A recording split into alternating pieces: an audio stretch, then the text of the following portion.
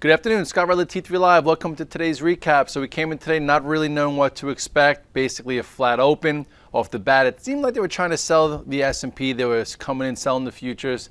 And you had some strong stocks early on that made a nice push while the futures were going lower. And then later the ISM came out at 10 o'clock and added some pressure to the futures. And then some of those stocks that were acting stronger, some of the banks, some of the high beta names, they started to, after pushing through previous highs, they came back in, giving us some faulty signals that, maybe the bears have enough. Maybe the upper support could break. Maybe it's finally the time for a rest, right? Everyone's back from the beach. Everyone's home from the holiday. Here come the sellers. And lo and behold, if you try to add to your shorts at support, the same trend we've had basically since the June 4th lows, you didn't have success. Listen, I tried it also. I had a few trades. I actually kept my distance off the open. I missed the first Apple trade long.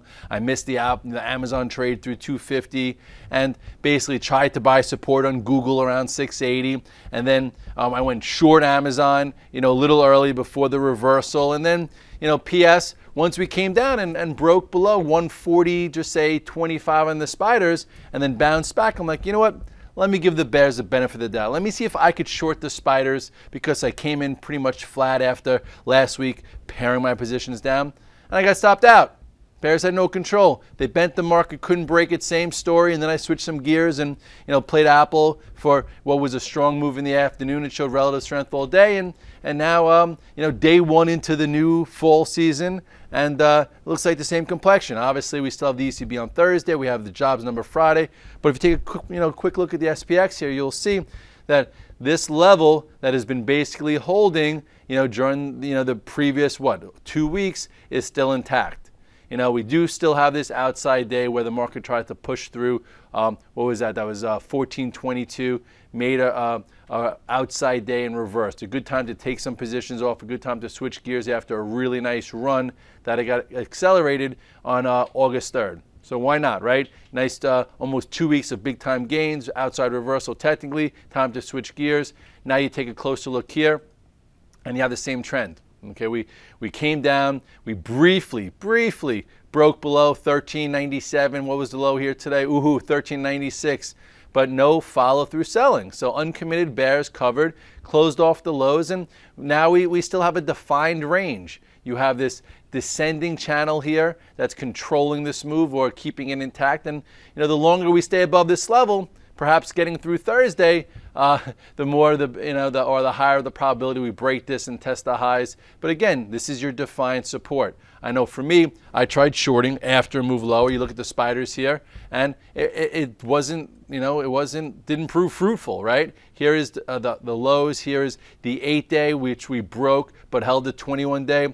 Look how many times along this whole course of action since the June 4th lows where we came in, tested the 8 and 21 day, then rallied off it, briefly broke below it, came back above, briefly broke below it, came back above. This one, oh my goodness, we tested the 50-day and then came back above it, tested the two of them. So here we are, they're getting closer. We're consolidating for a bit longer as we've had a lot more of a move, so it takes more consolidation to build a new base.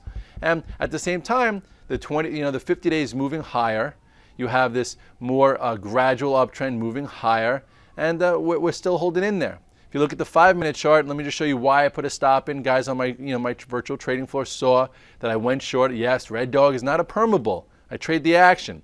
And then off the bat, here is a quick move that basically failed, right? Whereas today is boom. This was when it broke below. That first we talked about 147, then it broke below this area, and then it broke below that area as well.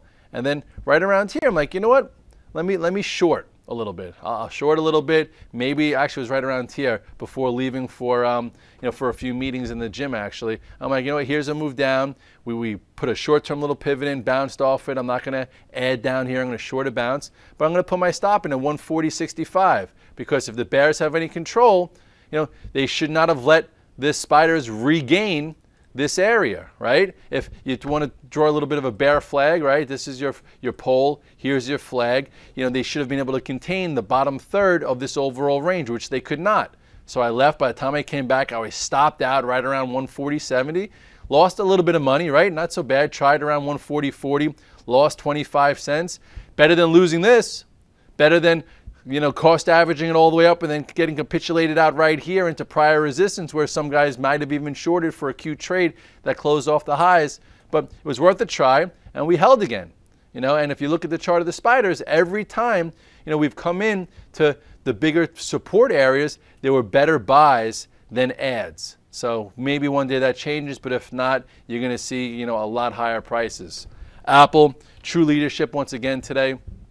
Take a close look here. That we've had so many nice moves in Apple, starting from here was your earnings miss. Right here, it got in the gap. Boom, powerful. Here's when you could have, got back involved when it showed commitment. Here's your ad, and then pow. This is your Samsung news. Since then, it was very choppy. Didn't hold the gap, so it showed you were in no rush to get back involved. Then on Friday, you had this 80-20 reversal, right? So what does that mean? After a move from 680.87, right, down to as low, the low here on Thursday was 662. Well, that's not bad, 18 points. It pushed below, breaking the 8-day, got people out, came back above. There's your swing long. There's your try. There's your get a feeler on or more, right around 662.85. I was not here to do that. I was out on vacation, recharging my batteries like I told everyone else to do. So if you missed that, the next buy price was once it went through 668 to show you continuation above Friday's high. So if anyone was short and they didn't cover here, said, oh my goodness, let me cover here because we now have a nice little wedge pattern. I posted this on Twitter. You could take a look at it. It shows you, a wedge type pattern. Everyone knows what a wedge means. It's a pattern of consolidation after a big move to digest it, to figure out which is the next direction. As of right now, looks like it got resolved to the upside. Closed near the highs, and now this is your next point of reference. Next time we get in motion is when we clear this pivot of 680.87. So it's worthy of a tier 1 up here showing you commitment. There you go. Today Google somewhat did what Apple did last Friday when they shook it up. When it broke a higher level, went below, and the level on Google was 680. I tried it there, got stopped out early on, and then later in the day it reclaimed it. So if you look overall at Google, you look at the pattern here, still looks very constructive. Yes, it shook it up, but every now and then they can't make it so easy. It broke below this pivot area. The pivot was 680-ish, went as low as 673, didn't quite reach the 21-day moving average, which would have been nice. I was talking about 667 on that. That's actually the 20-day. Instead, it went below, came back above, and still looks good. It's had about a $100 move or so since the earnings or since the pre-earnings move, and this was really the buy right around 620. Overall, still looks great. I still love it for higher prices into the end of the year. And, there it goes on a macro basis. And then you go to your monthly chart and still, there you go.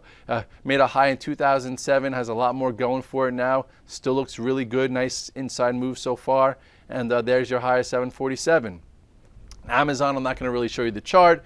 Pushed through 250. I remember last week one of my friends on Twitter said, what do you think first, 240, 250? I'm like, I'm not involved, but gun to head, 250. Today I went to 251. The bank showed a little resilience today. They showed you a little bit more commitment, some leadership, which it hasn't done in a while, but not saying it's anything worth writing home about, but still moving higher above the 8-day. Didn't close on the highs, but lethargically moving up above the 200-day now. These stocks are in the game. There's not much more resistance until about 110, 112 here on Goldman. JP Morgan, nothing to be so excited about, but I guess we could look here now at a really, really tight inside range, right? Here's, I haven't seen JP Morgan this tight in a while. So if you draw your little lines here with your crayons and pencils, there it is right in here. So basically gets above 37.40, could go in motion to the upside, breaks below 36.71, could correct to the 50-day, but as of right now, at least we have a tight range to trade. So it's something I'll be watching in the next few days. Gold, two different trends here. So far on the move both ways, looking healthy. Here's your high back of almost a year ago. Here's your lower high. This is that pow, Fed day when they said no more QE, or the market said it, then it controlled it. Here is your nice entry. We talked about it. If you were here trading over the summer, you knew this is when we bought gold. And then all of a sudden, quick move to this trend line. This trend line at first acted as resistance, which usually happens at a trend line. And then after consolidating this 4 or 5 day move, power right through it. So I would say as long as GLD holds above this next level here, this high here, which was a nice pivot to buy if you were around on Friday, above this 162, what is that? Yeah, 162.45. You'll see continued commitment and potential upside. Same thing goes for SLV. You know, nice move. This was the day that it led the charge. We got along 27.45, time stamped on the VTF. Everyone wants to talk about time stamped. I'd rather let you look at my my back office statements, because that's when we bought in and we made money into this. It's better than time stamp, but we try and give you guys our VTF so you could play along. Then here you go on Friday also. Commitment, never filled the gap. Pow. Still time there. And then there's definitely some weakness out there. You know, but don't you have to be a stock picker to really make money in the market? Guys are talking about cat weakness. You know, oil services that, you know, have had a spirited move off the low. They weren't so great today.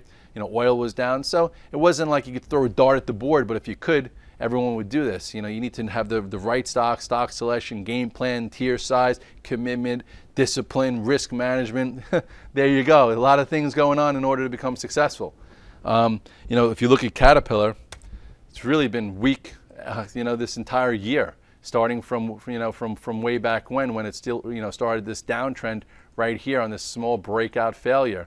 Then here was your retest, came down, lower high, broke big support right there.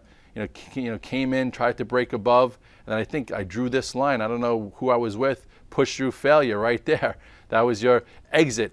And then when this little channel to the upside got resolved, there you go. So there are ways to time these things. You know, I think this looks pretty good still. Home Depot, right? Still looking pretty good, right? Flagging higher. I drew this line here. Didn't work yet. Consolidating a nice move. This is still in the game. That's something to watch, you know, for tomorrow. Home Depot. Look at, let's see, what's Under Armour doing? Wow, my goodness. New issue making new highs. Wow, if you were an equity investor, I guess it's not dead here. You can go to your monthly chart. New issue. Look at that. Oh, you know what? You can make money. You can have winners. You could have waited. You could have waited a few times. This is when it came public. Quick move up. Came back down. Little wedge type pattern there. Crossed this area right here. And ever since, look at that move. You know, that's nice action right there. Look at the RTHs. Look at this move from the 2009 bottom, closing near the highs. Go to your daily chart. Action here. I think XRT was even stronger. You know, after testing support, kind of engulfed this area. Home builders still something to look at to see if we're really failing or not. And so you look here, new highs again. Doesn't show you like that's failing. Let's see what Lennar is doing. Woo! Look at that, poking its head up, still moving. You know, confirming this entire trend here, showing you could be in the right place, right time. Let's see what, you know, Mr. Toll's doing, still hanging out above the 8-day moving average. I think KBH actually, not a leader, but, you know, breaking above this area here to show you can make cash flow.